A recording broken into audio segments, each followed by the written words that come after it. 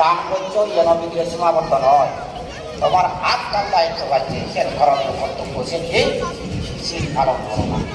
শীল পালনের সময় শিলে না সুগতি ঘটে, শিলের দ্বারা সুগতি লাভ হয়। শিলে না প্রভু সম্পদা প্রতি জীবদান করছো না কিন্তু ইসলামী বাদে এক কন্যা প্রতি জীবদান করিনে মানব রূপে দেয় প্রতি জীবদানের খবর লাভ করতে জন্ম নরক কি জিনিস খবর নয়। চক্রবর্তী রাজা হয়ে তারপর দেবরাজ হইয়া রাজ্য শাসন করছে, মনুষ্য হলে এনে মনুষ্য সম্পত্তি লাভ করছে, দেব হলে যেন দেব সম্পত্তি, ব্রহ্ম হলে যেন ব্রহ্ম সম্পত্তি, সন্ধিকে নির্বাণ সম্পত্তি লাভ করছে।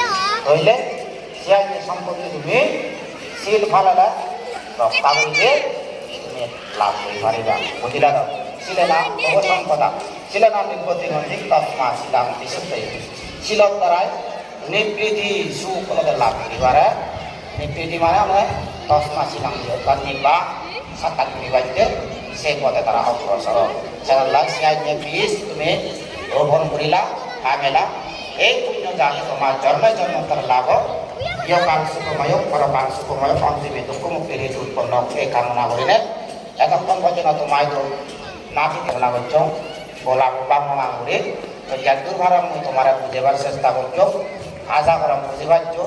তুমি যিনি কম লাগায় চিনি গ্রহণ করিবা, যিনি কম লাগায় কোথায় ফেলে দিবা। হ্যাঁ ব্যাগ করে সচেতন করে দেবা, একতা করতে করে দেবা, একে করে পরিপূর্ণ করে দেবা এবং খারাপ পদার্থ হ্যাঁ মা বোন আমরা রক্ষা করিবার চেষ্টা করিবা। জেল হইয়ে সত্য হরিয়ানার মধ্যে স্মরণ হচ্ছে নিজ মা বোন কুলো কুমারী আমরা মান সম্মান জন্য উদাহ আন্দাজে বাংলাদেশে অপমান অসম্মান করিবা মিলে উড়াইবা সেখানে তারারেও সম্মান দিনে উদাহরণে তারা যত দিনে বুঝিনে সুদিনে